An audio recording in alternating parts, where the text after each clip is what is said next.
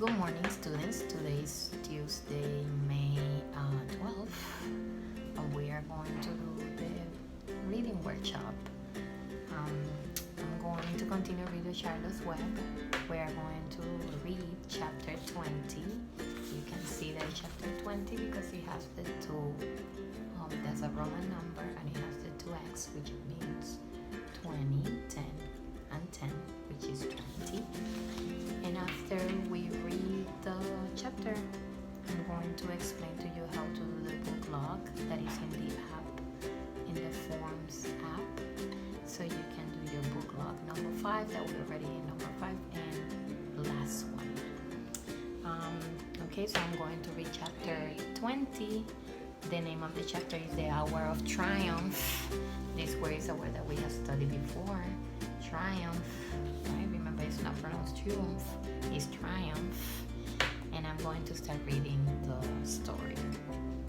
Special announcement, said the loudspeaker in a pompous voice.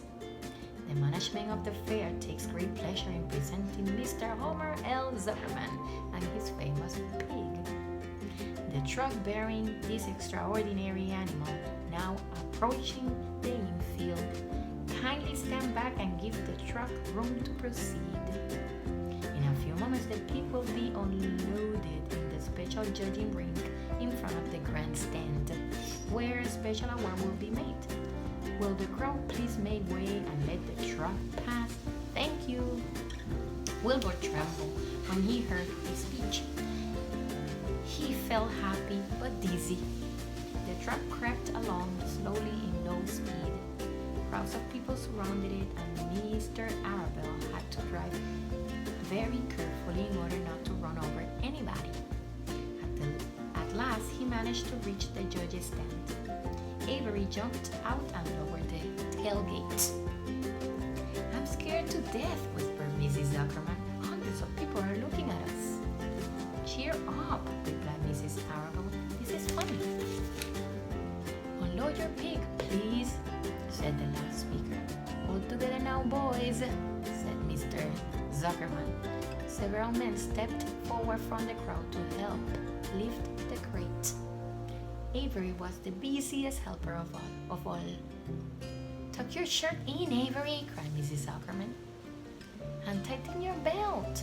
Your pants are coming down. Can you see I'm busy? Replied Avery in disgust. Look, cried Fern, pointing. There is Henry.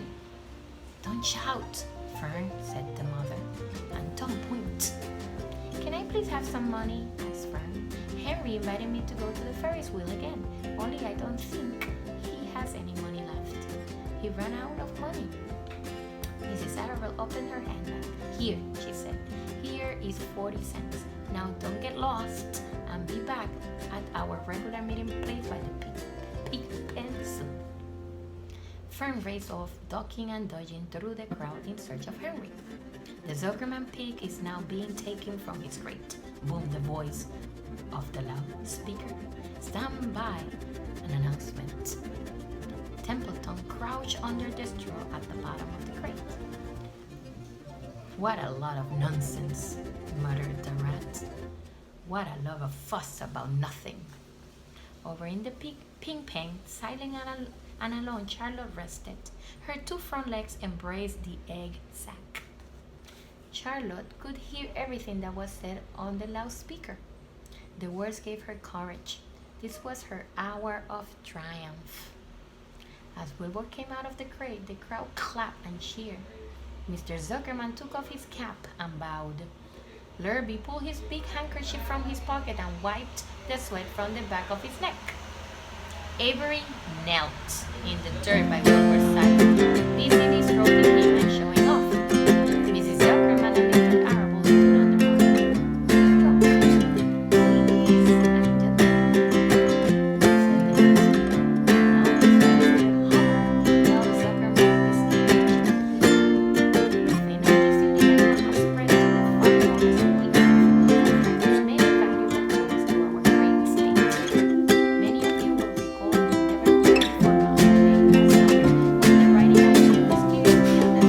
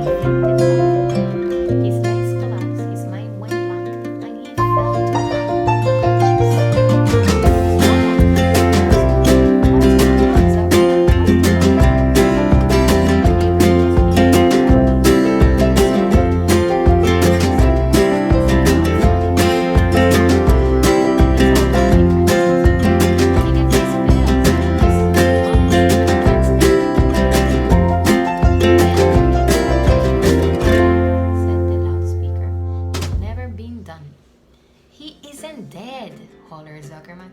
He's fainted. He gets embarrassed easily. Run for some water, Lurby. Lurby sprang from the judge's ring and disappeared. Templeton poked his head from the straw. He noticed that the end of Wilbur's tail was within reach. Templeton grinned. I'll tend to this, he chuckled. He took Wilbur's tail in his mouth and bit it just as hard as he could bite. The pain revived Wilbur. In a flash, he was back on his feet. Ouch! He screamed. Hooray! Yelled the crowd. He's up! The pig is up! Good work, Zuckerman. That's some pig. Everyone was delighted. Mr. Zuckerman was the most pleased of all. He sighed with relief. Nobody had seen Templeton. The rat had done his work well. And now one of the judges climbed into the ring with the prizes. He handed Mr. Zuckerman two $10 bills and a $5 bill. Then he tied the medal around Wilbur's neck. Then he shook hands with Mr. Zuckerman while Wilbur blushed. Avery put on his hands and the judge shook hands with him too. The crowd cheered. A photographer took Wilbur's picture. A great feeling of happiness swept over the Zuckermans and the Arabelles. This was the greatest moment in Mr. Zuckerman's life. It is deeply satisfying to win a prize in front of a lot of people. Here, you can see that that's Avery. This is Wilbur that he had painted away on the floor, obviously. This is his crate, right?